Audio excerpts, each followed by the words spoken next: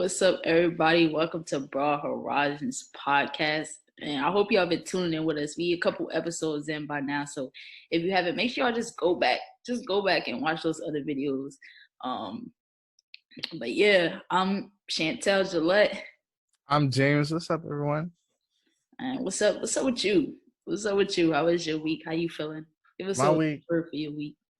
one word, stressful. Stressful.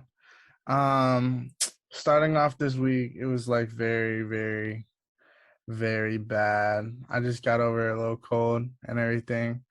And I'm now feeling better today than I have Okay. been this past 2 weeks. I've been feeling God knows awful, but I'm feeling great as you can see. I'm doing great. I'm feeling good. How about you? What's one word? We here. I'm gonna say my week was solid. That's my word for the week. Um, I had my moments, but definitely getting, correcting myself and getting back to, you know, that solid level. So altogether, I think it was definitely a solid week. I know we spoke of it a little bit before of just like the person who has good and bad is normally like better off. So keeping that in mind, just um yeah, being conscious and aware of myself Taking each experience for what it is, right? for sure. For sure. Anything like out of the ordinary. English, James. Anything out of the ordinary happened this week for you, or it was just like pretty smooth, consistent. It Ain't was pretty smooth, but I feel like I definitely had a shift in my week. Just the past like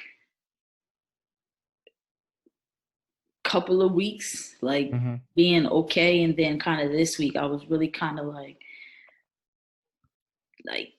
get up, like what are you doing? Like, get to it, and Is there anything that like helped you like come to that like, yo, what are you doing? yeah. Um, I feel like just not necessarily just this week, but again, like in general, just kind of taking a look and reflecting on the past couple of weeks.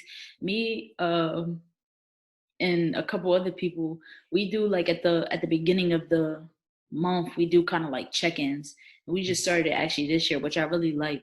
But we kind of just do check-ins on like where we're at, with like uh career, business, life goals, personal goals, like all those type of things. Just tapping in at the beginning of the month, and just reflecting on my past month in general. Just seeing that alone was kind of like, man, like, get up and do what you got to do. And there's always like little things for me that just, I'm not thinking of anything specific right now, but it seems to always be little things that I see or that happen or that I hear that kind of just give me a message that I need at that time to really um, Right. It's shift always my mindset, I guess. Yeah. okay. What was that message, if you don't mind me? Or just that checkup that they Yeah, for this week, that's what I'm saying. I don't think this week, I can't think of anything specific. sometimes it just happens, you know? Yeah, but I definitely feel like there was something, but it's not coming to mind right now. But there's always something. Like I know last week, it was something like I didn't feel like getting up and going to work out. And I know I was telling y'all about the messages I write on my board. And Mhm. that one day I was like, if it don't say nothing for me, then I'm not going. But I went, and it was something like you thought you was gonna like quit, or you thought you was gonna give up or something. It was like, yeah, right. So that was kind of that thing that was just like, man, like keep it going. Like just keep it going. I'm thinking, I feel like I had one of the moments last night that I saw something and it was just like it just sparked something for me. Like always. I think we all have those moments where, you know, we're like, well, all a lot of maybe all of us, where we have those moments where we're just, I don't know, we're just sitting there and then it just comes to us like, damn, like we may have like a flashback or a certain type of core memory that we think about that just like, damn, okay, that's the reason why I got to keep going. You know, Yeah. I think I've heard people call it your why. Mm, Yeah, your why. Like, why are you doing it? yeah. Like, some people put their why as their screensaver. So I used to back before I had this phone, my old phone, I had like a whole screensaver of like this audience because I can't wait to be on the big stage one day. It's gonna happen. It's coming. For sure. Just for you saying that, like I just wanna, and this is actually I did look at this the other day. I feel like we don't really pay look at, do you see that light flashing? Chill off my cracked screen, but I feel like something that, like, we set our lock screen, but I feel like we don't really pay attention to it that much. But mine says, yes, I fucking can. Like, don't limit yourself.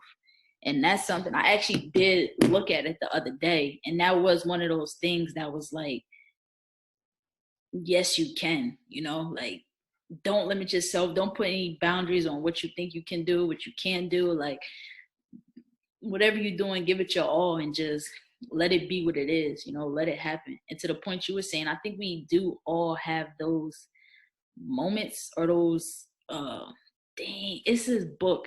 Um what's the name of the book? The Alchemist. That's a good Mm, one. That's a good one. That they talk about like omens and just like all these different messages that we get along the way that kind of, and sometimes we don't pay attention to them. That's why I say I feel like everybody has those moments. I feel like sometimes it can be very subtle things.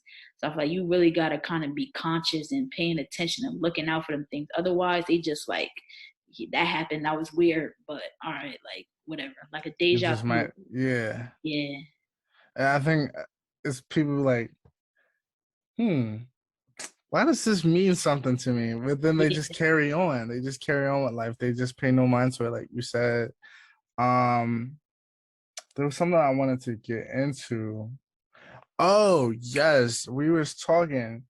Um, as you know, I've been sick and everything, but I just want to like let this moment of weakness for me, I want to share the bigger picture. You know, even though I've been in bed all week or these last couple of weeks and everything, and I've been very sick, I haven't been able to record any type of music and everything. I kind of forced myself to be defensive in a way. I had a fight or flight instinct, and this is not something I've would say I've encountered before. But you're like, damn, I can't record. My voice is gone. Do I stay in bed? But I need to feel productive. You know, what do I do? Like, okay, I do have a song drop, and that's nice, but I still got to do something. I got into beat making, and is of course is ass now because I just started. But like, I got into beat making, and I feel like if it wasn't for the sickness, I would still be going on a platform. This software that I use that I paid for, and I'm only doing one thing, which is finding beats online. I'm downloading it, throwing that bitch in there, and then I'm recording my voiceover. But I paid like how much to record on this, yeah, so I'm actually starting to make a lot more or you utilize a lot more of that platform for it. And I'm excited because it definitely opened some doors for me. I'm very excited to see what's to come. yeah. I think it's always a message. Like it's we don't see it in the moment. Like I remember just talking to you throughout the week and kind of like checking in, see how you was doing and everything. Like you being like, damn, like what I'm gonna do? Like what am I supposed to do right now? Like just feeling like you not, doing what you want to be doing. But like you said, it's always something to pull from. And in that moment, it's like, damn, like what is going on?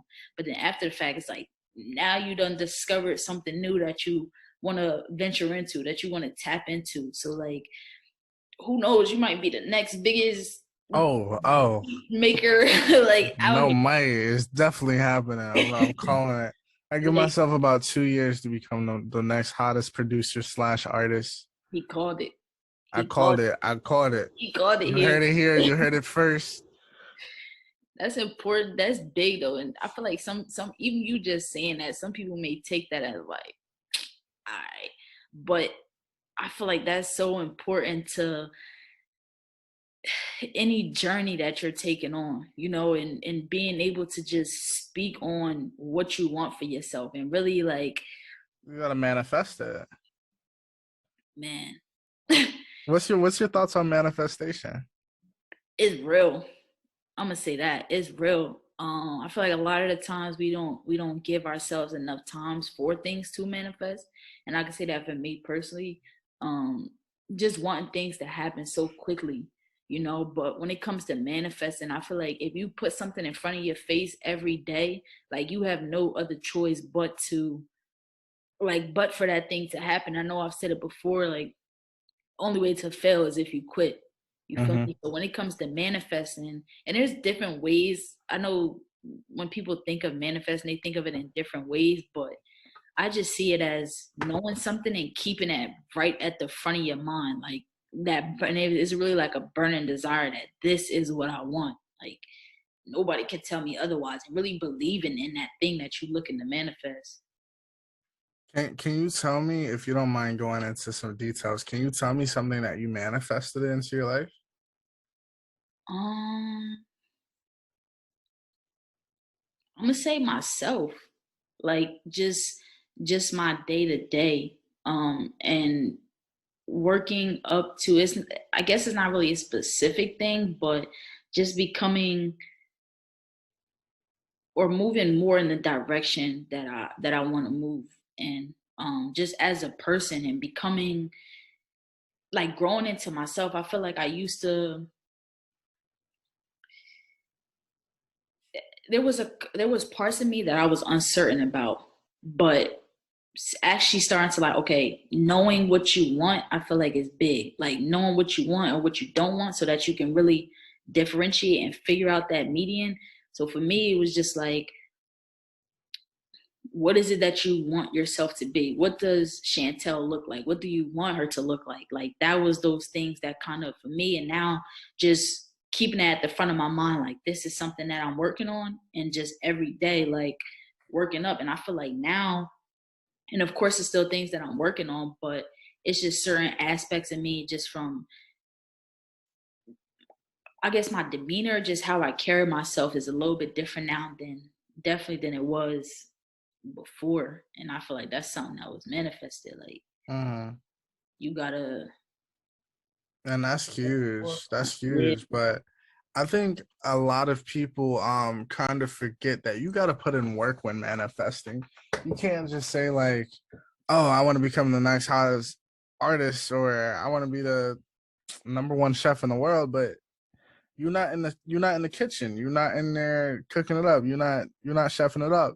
You got to put in that work so that those blessings can line up for you, and those blessings can fall in line for you, fall right into your lap and everything. Yeah. And that's something that I had to learn, because when I first heard manifestation, just like anybody else. I mean, I didn't really go into too much research about it, but I was like, manifest.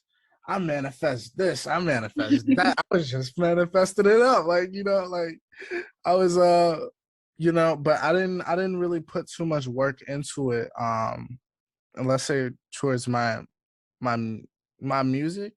I was manifesting shit when I wasn't in predicaments to be manifesting stuff. But I don't think that's a bad thing, because I Yeah. meant, so there was a point in time where I was homeless Hmm. for 7 months, and I didn't know when I was coming back home. I didn't know when I was going back home, but I was manifesting like, oh, I'm gonna get into my music, I'm gonna do this, blah blah blah, like I can't wait. I was manifesting like, oh, like I'm a my my art, my craft is gonna become so much better. I was just manifesting it. I was writing it down. I would say this stuff to myself, and I would believe it.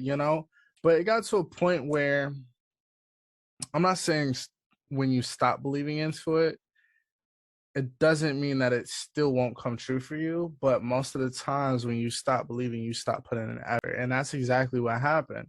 You know, being homeless, I didn't have any of my equipment. I didn't have anything to work with besides my phone and just write and just, get in my own little world and escape and everything. That's the only thing I could do. I didn't have time, money or time for studio time. I didn't know, like, I didn't have transportation at the time and everything. So I kind of just let it go. Right.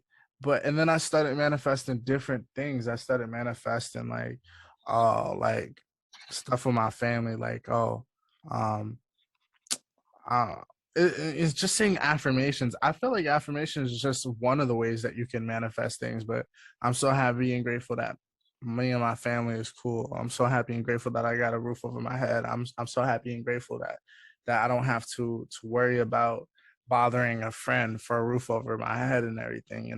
And eventually I came back home, everything worked itself out, and I'm now peaking in my music career at the moment. It's a peak for me. I'm not saying I'm all the way up there, but it's a peak for me. Like, viewing what I used to do musically and what I'm doing now. Look, And go go ahead. ahead. I don't mean to cut you off. Go ahead. And I feel like everything is just falling into place. That's it. Looking at your first drop, and because I know you said that you felt like you weren't in position to manifest those things. Mm-hmm. But I want to say, like, why do you feel that way? Because I feel like when we're manifesting, it's things that we don't have, like things that obviously, like, we don't have them right now, and that's kind of, I feel like, what manifesting is working to those things. And it's a quote like, um, if your goals don't scare you, they're not big enough. Mm. So when it comes to manifesting or setting goals and things like that, I feel like there should be things that's like, how the hell am I gonna do this? Like, I don't know what I'm gonna do, I don't know how I'm gonna do it, but I know somehow I have a passion for this, and this is really what I want to do. So somehow, some way, like, I have to figure it out you know Yeah.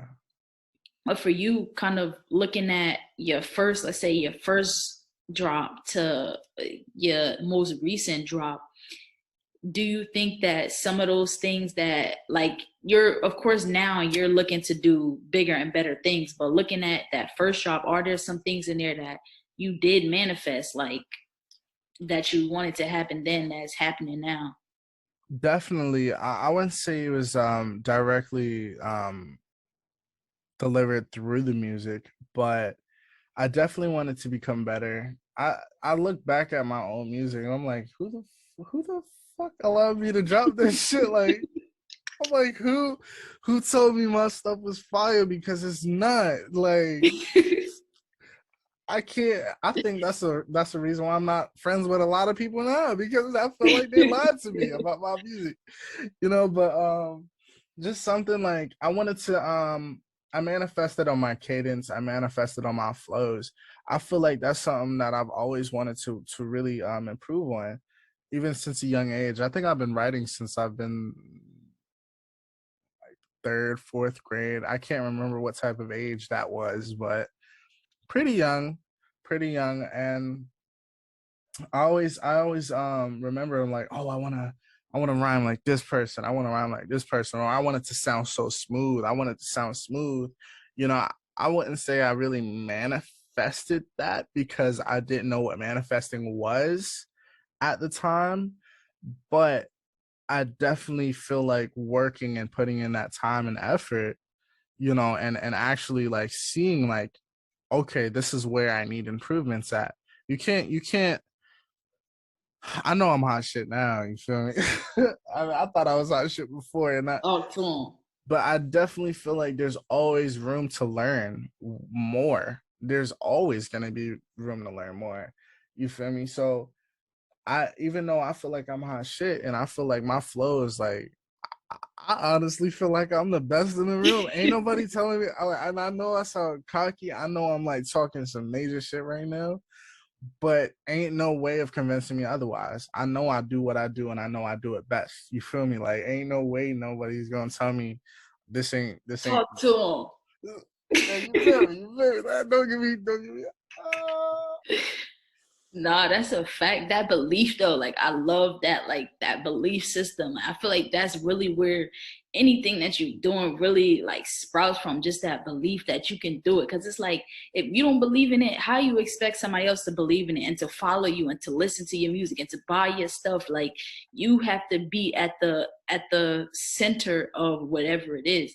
So just kind of hitting on what you were saying before, what do you think that difference was from you doing music and then stopping because of your situation and then starting again? Like, do you feel like it was because obviously it was something that you were passionate about that you wanted to do? So I feel like it's hard to do it when you don't have the things that you want, but I feel like it's also hard when you're not doing it because it's like I love this thing.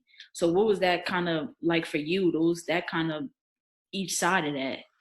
I hope I answer this question properly, but to give you an inside scoop, when I first started, I need you to repeat the question one more time because I don't want to butcher this. All right, nah. So looking at your situation, right? So you was doing music and then you stopped for a period Okay. because like your situation, and then getting back into it.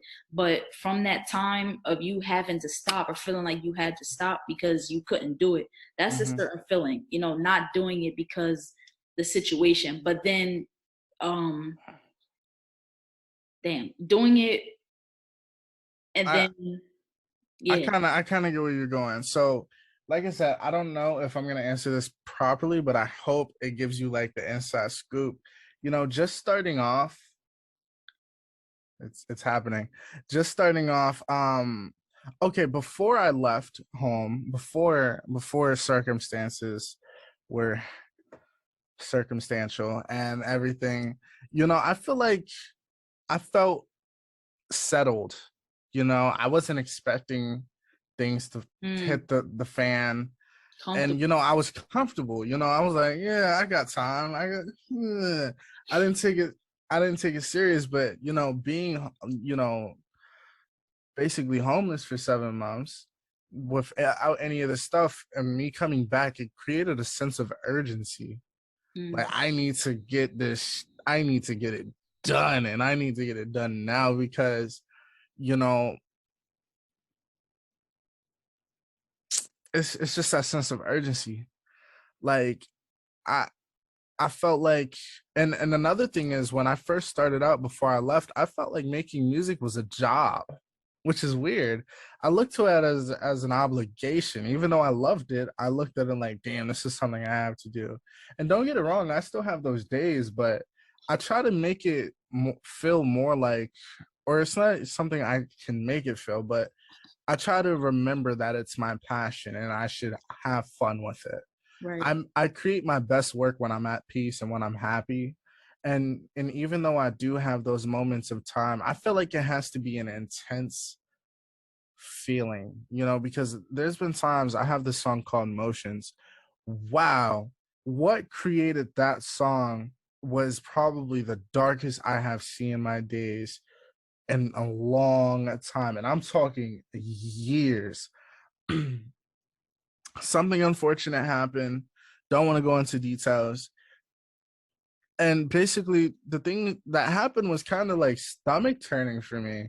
I'm like, what is going on? I just all of a sudden, I think I mentioned this in the first episode. I just couldn't control what I was saying. I couldn't control what I was doing.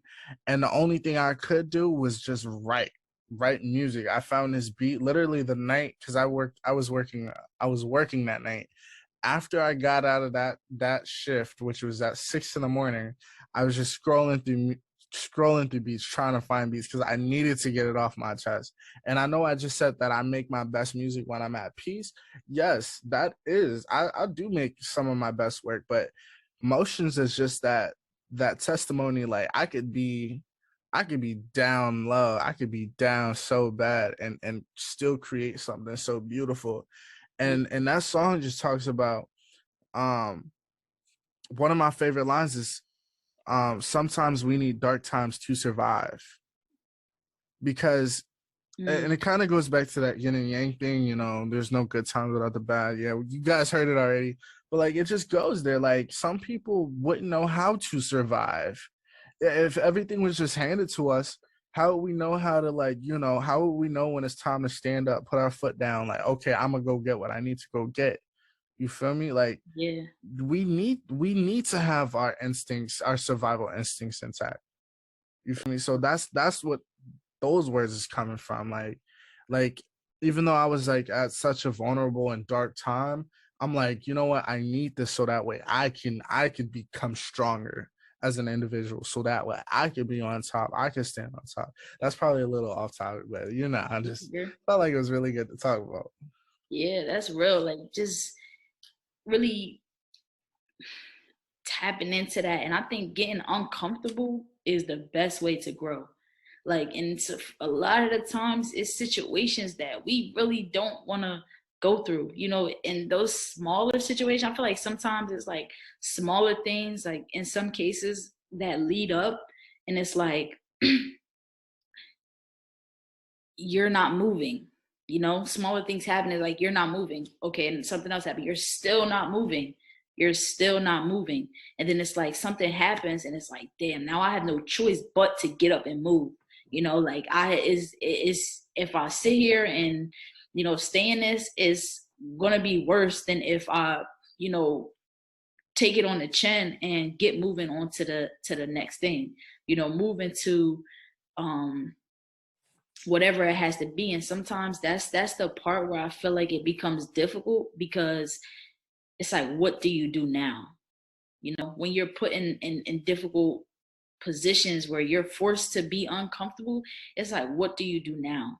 And you're kind of forced to figure it out into like, what's next? How do I, get to that next point? It becomes a task. And it's what I was saying. I think that's where we fall off sometimes, because you could have had your situation and then like, fuck music. Like, I lost all my equipment. I don't have what I need to get this done. Even coming back, you still could have been like, nah, I put it down for 7 months. I'm good. Like, I'm good off of it, you know? It's crazy. Coming back. It's crazy. That was low key like an initial reaction when I got back home. It's I saw normal. I saw my stuff and I was like, you again, So like, I don't know. Like, I was so intimidated to get back in there because I'm like, what do I want to do? And I don't know if you want to go back. Were you finished with everything you were Nah, go saying? I ahead. didn't want to cut you off. But like going back into like that homeless or being homeless scene, I wanted to rebrand myself because the person that was making music before was Samaj, which is James backwards. And the idea was that I was going to be totally opposite of James. James, right? James is a different James today than he was years ago, but James was a shy kid. He stayed to himself, super closed off, always in a shell, had a bubble around him and all of this. Like but Samaj, he was supposed to be like the artist, he was supposed to be on the stage and just, but during this 7-month period, I did a rebranding of myself. And this was low key kind of the start, like the very beginning of my mental health journey or my mental awareness journey. This was kind of before it kind of got intense, but I knew that I wanted to make something better out of myself if I were to go back into music. So that's why Cozy came along, because I realized like I'm a very chill person to be around. I got a calm spirit. I got calm energy. I have cozy energy. Like if you around me and you uncomfortable, then I think you're the problem. But like I don't know. I think I get along with most people for the most part. And if I don't, and if it is my fault, it's my social anxiety. Yeah. But getting back to it, like when I first got back home, I was like, oh, I didn't even want to touch it. I think I got back home like around June. And then I didn't really, no, I'm lying my ass off. I got home around December. I didn't really get back into it until like March. I think I dropped my first song in March. So I probably didn't get back into it until like February. Yeah, February, March, February. So what was that like, just actually picking back up on that initial thing? Did you keep that end goal in mind that whole time? Was it something that just like, nah, you got to get back, or what was? Even though I wanted to like rebrand myself, and that's something I thought about during that time, I'm like, all right, maybe it's just something I put to the back of my head, you know? Um, and I feel like for the most part, like picking back up, it was kind of hard. I somebody had asked me to ghostwrite for them, and that's what got me back into writing music. That's what got me, because it was like, oh, you make music? I was like, yeah, this is my old, my old stuff. It was like, can you write me a song? I was like, you want me to write a song for you? Like, you want me to write a song to you? It was like, no, I want you to write a song and I'll perform it. I was like, let's fucking do it. I think I'm a great writer. I wrote it. She loved it. Amazing. And I thank her all the time. I think every time when I call her, every time she calls me, I thank her all the time, because like she is the reason why I got back into music. And even though like that's something I wanted to do in the past, I honestly feel like it would have never gotten done because I was too focused on, fixing things with my family, fixing things with, getting my job and stuff together, just trying to feel more comfortable being back home, Mm-hmm. because that was a lot of pressure too, Yeah, and I kind of just was like, you know what, F it, I'm more comfortable. And at the initial thing, I'm gonna be honest, I didn't want to come back home. There was a lot of heat going on, but that's like some stuff that doesn't really need to be acknowledged at the moment. But I didn't want to come back home. I had an apartment ready, and my realtor, she was like, oh, the landlord like sold his apartment to his like nephew or cousin or something. I was like, damn, the day I was supposed to give my direct deposit in, or was it my security deposit? yeah, I was like, damn, no way. So I took it as a sign of the universe, like, you need to go back home. And I yeah, do. I think that's what needed to happen, because everything has been going really, I'm not going to say I've been like living, how do I say it? Peaches and cream, sunshines and rainbows. It's life. yeah. Shit's gonna Part of happen. that But journey. for the most part, I think that's what's really, me being home has really directed my mental awareness journey to go into the right direction, Yeah, and allowed me to, back when I was back at home, freedom was a big thing. I wasn't allowed to like get out much, you know. And ever since I've been back home, I've had a lot more freedom, because I guess I've shown that to my parents that I'm capable of being independent, yeah, and all of that. Sometimes you got to prove it to them.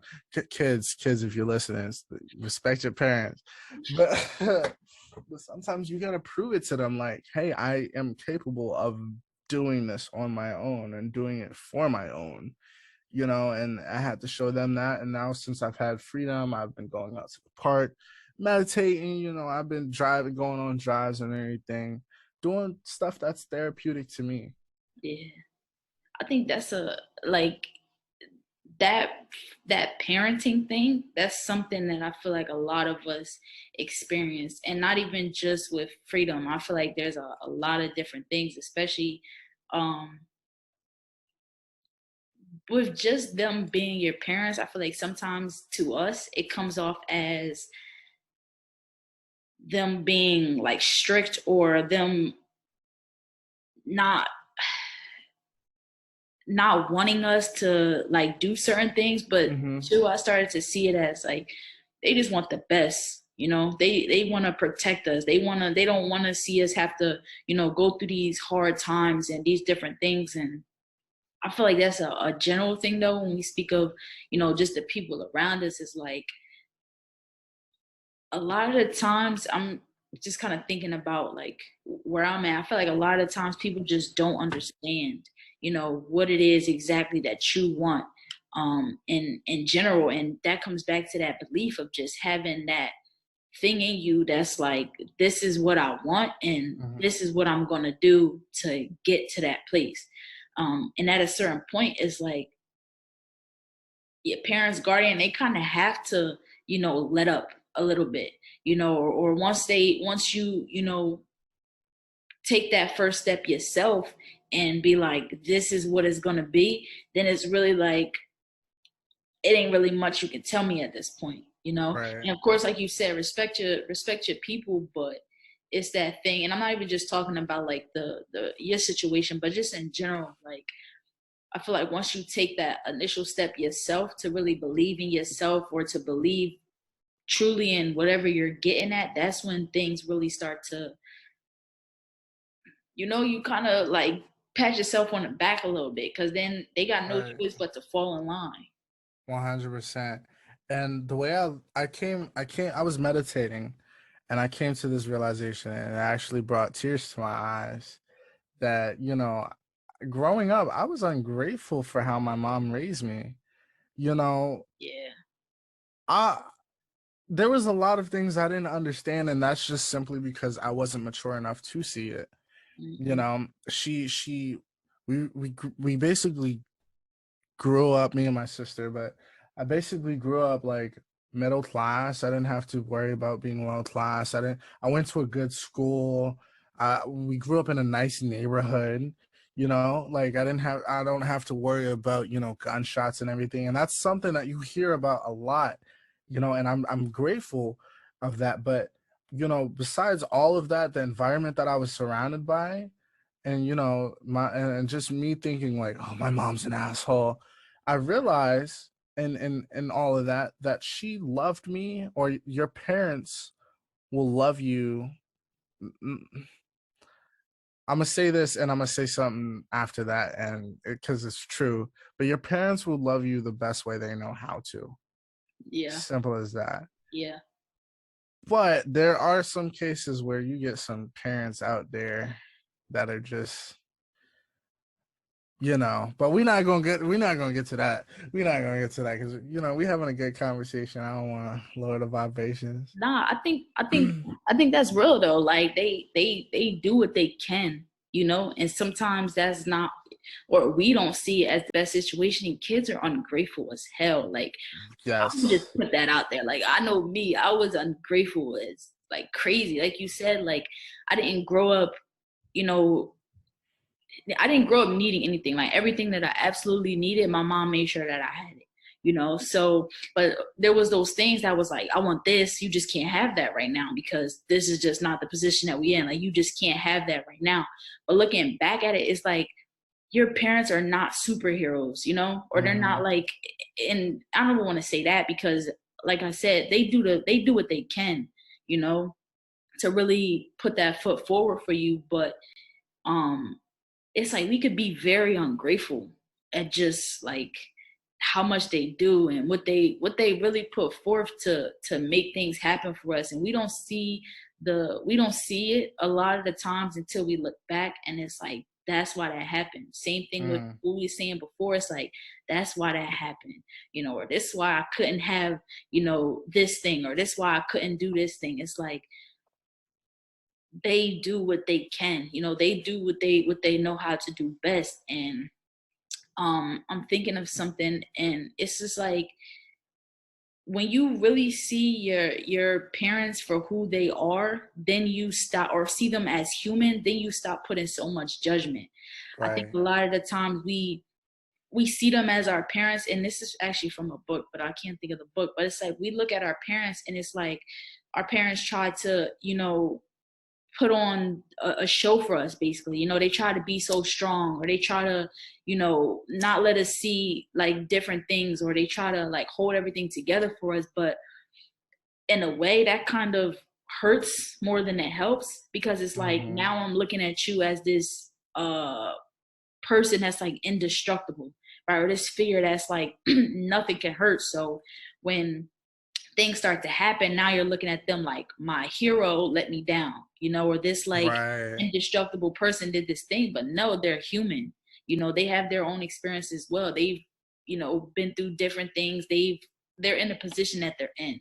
So at best, just take them as human. I think that's something that we overlook a lot of the time. Yeah. I like that you really don't, until you recognize that they're human too. Mistakes are within everybody. That's the Yeah, thing. yeah, And we forget that our parents, and I think that's because, wow, if you wanna, uh, if are we just going? Are we yeah. just going? Okay, okay. Then I got something else that I want to read. This goes into our next segment, the daily dose of reading, and I'm not sure if I've read this before. I don't know if I have. Um, but let's get into it. It talks about. Woo. Oh, this actually. Have I talked about this? It talks about having an open mind, having a mind that is open to everything and attached to nothing. This is something I've definitely mentioned before, but I'm not sure if I've read the section on it. Um, but it says having a mind that is open to everything and attached to nothing sounds easy until you think about how much conditioning has taken place in your life and how many of your current thoughts were influenced by geography, your religious beliefs of your ancestors, the color of your skin, the shape of your eyes, the political orientation of your parents, your size, your gender, the schools that were selected for you, and the vocation of your great grandparents, to list only some of the possibilities. Um, and I'm gonna skip ahead a little bit. Actually, no, I won't. It says many of your choices remain unexplored because of a well-intentioned conditioning program designed to make you fit the culture of your caretakers. And that kind of just, I'm gonna just leave it right there. But I kind of feel like that pulls into what we were saying. Like, it's kind of hard to see our parents' mistakes too because we don't know what's right or wrong because that's what they're teaching us. Mm, That's the environment that we're being raised around, so we, like you said, you don't, was it no, it was Michael Beasley. You don't know if you live in bad until somebody good around you yeah, comes around living good and everything. You don't know what's the normal and what's not, so that's the sad truth about it, though. yeah, But going into that, yeah, so I'm very grateful that I came to that realization, because if I haven't, about, like, my parents love me the only way they knew, I would have thought they were just assholes and they were just mean and all of that good stuff. But they really did everything for me, and I like to bring up the point that you said that, oh, I want this, and they said no. We think they're just saying no because they don't like us as kids, like, yeah. oh, but no, behind the scenes they just don't have the money for it, because they paying for stuff like school. Yo, I don't think money is comprehensible when you're comprehensible. Is that a word? When you're a kid, Like you don't understand it. money. Yeah, I don't think Yeah. it's. I think kids be like, hey, can you buy me this? Can you buy me this? And Mm. we even though we say it like, do you think I made of money? Or like, there's been a couple of times I still have to explain to my brother. He was like, "Can you buy me this?" I'm like, "You know how much that costs?" Like, Yeah. stuff is getting expensive now. Oh, yeah. Even that though, like being like I think of it now, like how does that make them feel? You know, just even that side of things. Like we asking for stuff, and for us, it's like, damn, you just don't like me, or like you just saying no just because it feels fun to you. But not like you said, like sometimes they really don't have it. It's like, damn, like I would love to get this thing for you, but I genuinely don't have it. And then we got attitudes. We walking and we crying in the store and throwing fits and all types of like different stuff. But really, it's like, damn, like if I had it, I would. You know what I'm saying? And Like I just don't. I genuinely I don't have it. but I feel like you said, instead of putting on these shows for the kids, I Yeah, think that's something that you can tell your kid, yeah, and they would have, even if it's little, but what they would have little knowledge of it, like, hey, I don't have like I don't have enough money for this. Like, we don't have enough money. Why we need money for foods. I feel like, I don't know, but there are some parents who just don't break it down like that. mm-hmm. I could be wrong. I could be wrong Nah, because I don't know how anybody else is being raised, but I definitely agree. I feel like a lot of the times we like we don't give kids the ability to grow. Like we say, keep like stay in a child's place. I feel like when like certain things like that, like money or things that the adult is supposed to take care of, we don't even give the child the respect to break it down to them. It's like stay in a child's place. Like you don't need to know that, but no, like this is how we learn, you know. And I feel like that's something that I'm learning. And I have a nephew, he's 7 now. And when he was younger, I just see a difference in the way that I speak to him now as opposed to how I spoke to him then, because like he's curious, bro. He asks like a lot of questions. And he'll sit and have a real conversation with you. Like I could sit and have a real conversation with this man for a good hour, 2 hours, and we just go all over the place. But it's because he asks questions, and for the most part, we allow him to have those answers, you know, and not just kind of leaving him in the dark. And I feel like that's important when it comes to kids, because you got to allow them to grow. Like, why are you keeping these things from them? And then it's like, I don't understand, but I'm going to go somewhere else to find these answers for this thing. You know, it's that kind of thing where it's like, if you don't tell me, I'm going to find out. I'm going to just find out from somewhere else that you're not going to like where I'm getting it from now, you know. Right. And that kind of just plays on different scales. But um it was in another book that I read that was just saying, like, when you're talking to a kid, like, talk to them, don't talk to their parent. Like, how is Jimmy, like, how is Jimmy doing? No, ask Jimmy how Jimmy is doing. You know what I'm saying? Like, give the child that power to speak for themselves and to have opinions and stuff, because I feel like that's what really helps them grow and mature and have a voice for their own. Like, you're not going to be around forever, you know. And then what Right. happens when they got to go out and figure this stuff out now? Like, you haven't even given them the power to try and figure stuff out, because you never gave them any answers to think about or to reflect on or to, you know, pick apart for themselves. You just always gave answers, or you never did. Right. There's no like middle ground. I kind of agree with that, and I kind of want to get personal about it. You know, Mom, I love you. Dad, I love you. But you know, you know, being out of the house for 7 months, I had to like do stuff that I haven't done before. I had to figure out how to buy my first car by myself. I mean, it wasn't my first car because I had a hand me down, but like this is like the first car I bought with my own money. Yeah. I had to figure out how to go to the laundromat and how much, you know, like I've never been to the laundromat. I've never, and you know, I'm pretty old, but my mom still washes my clothes. I'm 21 years old, but that's because she was like, "Oh, I don't want you breaking my shit." So just, Yeah. I wash them for myself. So she never like really like. I mean, she did teach me at some point, but like not to the point where I was just doing it consecutively to be like, okay, I know what the fuck I'm doing.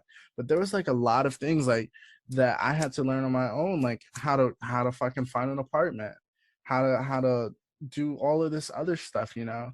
Um, I feel like there's a lot of things that aren't being, I don't know.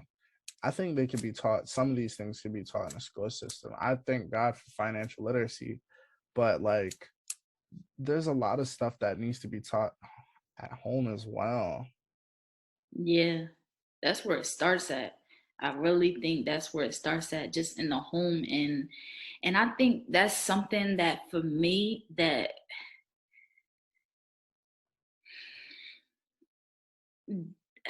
something for me that was there, like, my mom did a lot of stuff for me. My mom does a lot of stuff for me. So it's like, but in a way, it kind of stunts your growth. You know, like you said, like, now I don't know how to wash my clothes. Now I don't know how to, you know, I don't know how much these bananas should be at the grocery store. Like, it's Yeah. certain things that I don't know because I was just never like notified of them. But I feel like those things and having kind of those conversations with your child gives them that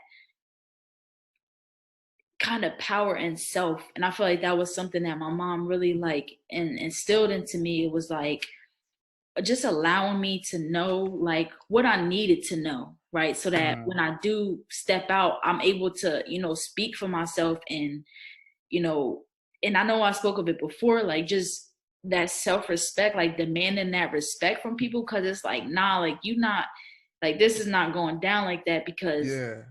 I've had these conversations with my mom before, and she's allowed me to say my piece, or allow me to, speak what I feel. And I think that's another thing. A lot of times we kind of hush children. Like, we just be quiet, or just like go off and do your own thing, and not really allowing them to speak their thoughts and feelings and like express how they really feel. And I think that's where those issues later in the line comes from, of like, um having everything pent up and built up, is because it's like we're not allowing them at that young age where you really learn stuff. I think it's till like Mm-hmm.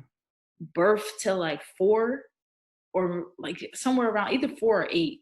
One of those ages, like where you learn really like majority of just the day to day. And in those times, that's the time where we're most like suppressing them and telling them stay in a child's place, or you can't know this, or you asking too many questions. Like, nah, allow Mm. them that freedom to really develop. And then you'll see that as they grow and mature, like, I could stand up for myself.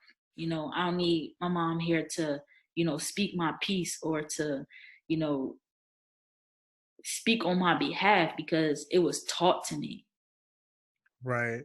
Do you know what a paradigm is? Your mindset, something like It's that. something like that. But when Piece of your Bob mind. Proctor talks about paradigm, it's basically, I have yet to find, unless I do have the definition somewhere, but that's like too like much to look for right now. But it's basically what you're surrounded by, what you were exposed to as a kid, and basically what you said, from birth to a certain age. I think it's like probably like around Yeah, 6, 7, where, because once you turn 6, 7, that's where stuff starts. You're starting to gain way more consciousness and everything. You're starting to get a little self conscious, like, oh, my shoes look a little dirty. I don't know, but you yeah, just start paying a little bit more attention to things. But like when you're growing, from, like you said, birth to whatever age, that's what paradigm is. Everything that's going into your subconscious brain, that's what the paradigm is. So what you think is normal, what you define to be your normal, that's what paradigm is. And a paradigm, um basically crafts your whole life. Because I'm 21 years old, but something that the way paradigm, for example, anything could be a paradigm. If your parents taught you to put your left leg in the pants first before the right leg, that's a part yeah. of your paradigm. That's what you were exposed to. That's something that's molded you, and that's something that you still do to this day. If you were raised to, I don't know, it could be anything. If you were raised to give money to a homeless person at a young age, most likely you're still doing it to this day, if you've seen your parents do it. But if you've Yeah. seen your parents be like, ugh, and just brush them off, that's most likely how you're doing that as well at an old Yeah. age. That's what paradigm is. And that's It's exactly. Go ahead. Go ahead. Now I was done. That's exactly what I mean when I be saying like your experiences shape you. It's things that happen that we don't even realize, because in a lot of the times at those younger age, if I ask you what happened 10 days before your 7th birthday, you probably won't remember. But it's those things that, like, those subtle things that happen or that go into our minds that we don't even realize, that just shape who we become, and how life plays out for us in the long run. And um yeah, it's so many things. And those younger ages is really that starting point where I think is really crucial to allow kids to be kids.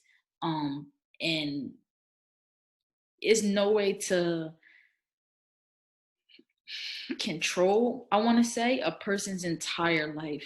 Mm, You start off as a child and you're able to, help groom and develop them. But at a certain age, you got to let them go out and be who they are. And all they're going to have is that paradigm that you speak of, right? Those experiences, those things that you have taught them or showed them. mm-hmm. And when you look at it, and I guess just when you look at it, it's like what I'm doing right now, if they were 20 years old, 30 years old, would this specific thing be helping them? Would this be helpful to them Right.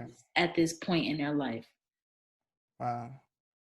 Man, but life is going to be what it is, and I think it's important to just go with the flow of things, as well as, you know, picking up and paying attention to those different things that do come into our subconscious. And especially, man, I vouch for kids all day every day, but like, allow kids to be kids and to speak their truth. I honestly feel like that's where a lot of the power lies, is in the kids, and we don't even realize it because we shut them up, or we, Mm-hmm. you know, we don't listen to them. Like, kids talk, and you'll talk over a child like it's nothing, but it's like, nah, if you really listen to what they're saying, it's like they might jump around and they might go from this topic to that topic over here, but if you really sit and listen, it'd be like, you know, that kind of makes sense. You know, Yeah. that You makes get a to little bit of sense here.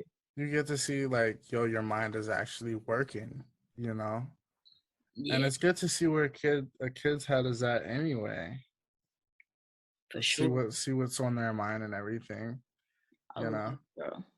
Do you I know this is a little off topic. Do you want kids in the future? Yeah, I want a lot of kids. Not gonna hold. I want a lot of kids. Like, I want a big family.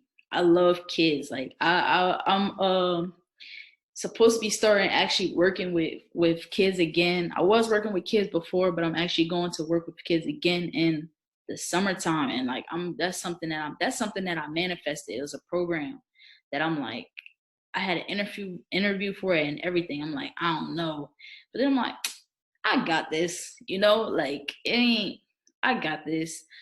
But just that, I feel like kids are so alive and they have so much to, like, I learn a lot. My nephew that I was talking about, bro, he teaches me stuff, like, no funny, like, not even like some new math that they learning. Nah, he teaches me, like, I get like good life lessons from him, like, and not in a way that he's like, do this, do this, do this, don't do that. But like, just listening to him talk and how he handles situations or how he went about Right. different things makes me think about different stuff. And then we have that conversation of like, all right, what about this? Or how about that? Like, man, it's a beautiful thing, like seeing a child really grow and just allowing them to grow freely.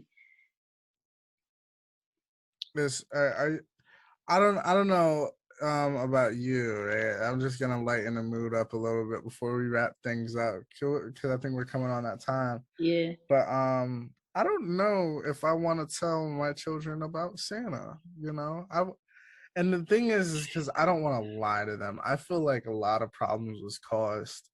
Uh, can you imagine how I reacted when I found out the tooth fairy wasn't real? I'm My crying. mom, right? I I I I I had a tooth that fell out, and I didn't tell my mom because some just told me, "Don't tell your mom," you know. So I put it under my pillow. Woke up. I ain't get jack squat.